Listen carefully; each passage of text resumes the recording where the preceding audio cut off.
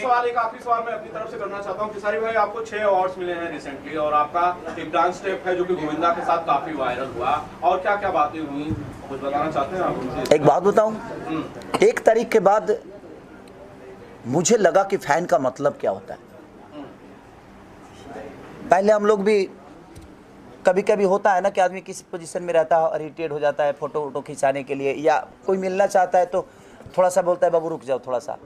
लेकिन मैं रियल में गोविंदा जी का बचपन से बहुत बड़ा फ़ैन हूँ और मेरे दिल में उनके लिए क्या सम्मान है शायद मुझे खुद ही पता नहीं। मैं उनसे कभी मिलना नहीं चाहता था, इसलिए क्योंकि मेरे लिए वो गुलाब के फूल की तरह है और मैं उनको छूना ही नहीं चाहता था। छूता तो शायद वो बिखर जाते। इसी आशा में मैं बोला कि नहीं, कभी मिलूँगा नहीं। एक मेरे लिए जैसे तस्वीर होती है ना मन में, और उनके हाथों से मुझे अवार्ड मिलना और मेरे साथ परफॉर्म करना, मैं तो सारा जितना भी स्टेप करना था मैं भूल चुका था। उनको देखते ही मेरे सारे दिमाग के स्टेप चले गए, जब मैं क्या रिहर्सल किया हूँ, मैं अपना ही कुछ कर रहा था। तो वो मेरे लिए मोमेंट मुझे लगता है कि मेरे जीवन की सबसे बड़ी कमाई थी, गोविंदा जी के साथ मेरा खड़ा होना और गोविंदा जी को मुझे गले लगाना और गोविंदा जी के हाथ से मुझे अवार्ड मिलना।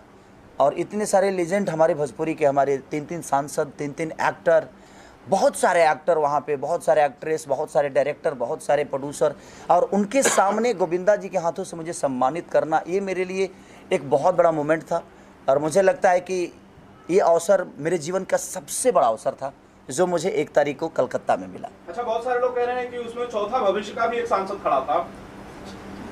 ये सब था, मैंने ये काम करे हिमाल बनी, हमें दुनिया ने चुन के भेजा है कि बाबू आप जाओ और एंटरटेन करो, फरिश्ते जैसे मूवी लाओ, संघर्ष जैसे मूवी लाओ। अगर ही बताइए कि हम चल जाएंगे तो बाकी क्या होगा, तो कुछ करे वाला तो अच्छा ही ना। हम लोग के ऊपर एक जिम्मेदारियां हैं भोजपुरी भाषा की, तो मेरी एक कोशिश यही है कि जब तक इस भाषा को लेके चल रहा हूँ, अभी भाई हमारे सब रेडी हो रहे हैं, पीछे सब आ रहे हैं, जा रहे हैं, आएंगे, ये भी कोई ऐसा ही 2-3-5 आएंगे, उसके बाद हमें भी लगेगा कि नहीं भाई हमारा टाइम एक सीमित तक हो गया है, तो कोशिश रहेगी। नहीं तो मेरा तो विचारधारा ये कि बच्चन साहब की तरह अपने जीवन को चलाऊं, बुढ़ापे तक एक्टिंग ही करूं और लोगों के प्यार का ही 2 पैसे आए और लोगों का स्नेह लेकर अपने जीवन को चलाता है। सर, एक आखिरी सवाल, एक सोशल आपका हर वो सवाल आखिरी का होता है। बिहार का एक सिंगर बड़ा वायरल हो रहा है, अमित नाम है उसका, अमरजीत नाम है, अमरजीत जयकर। सोनू सूद साहब ने उसकी वीडियो शेयर की, कहा कि मैं अपने गाने, अपने फिल्म में गाने का मौका दूंगा।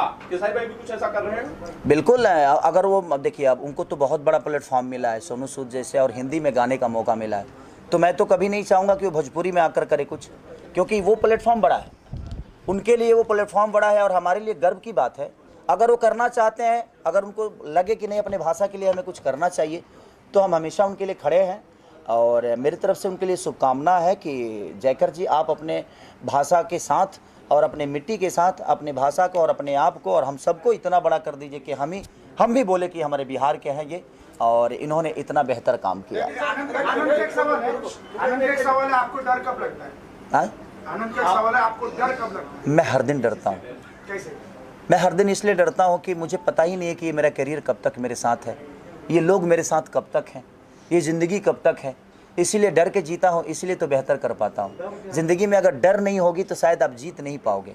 तो वो डर हर रिश्तों से भी आपको डर लगना चाहिए कि ये कब मुझे छोड़ के चला जाएगा, ताकि उस रिश्ते को संभाल के चलो। उस कैरियर से भी डर लगना चाहिए ताकि ये कब है कब नहीं, तो शायद आप बेहतर कर पाओगे। तो हर उस आदमी को डरना ज़रूर चाहिए। निडर आदमी हमेशा गलत कर जाता है, और जो डरता है वो कुछ करता है, क्योंकि उसको लगता है कि नहीं यार एक डर है पीछे, तो पीछे डर को रखेगा ना तो हमेशा आप आगे रहिएगा। अगर निडर होकर चलिएगा तो जीवन में बहुत जगह ठेस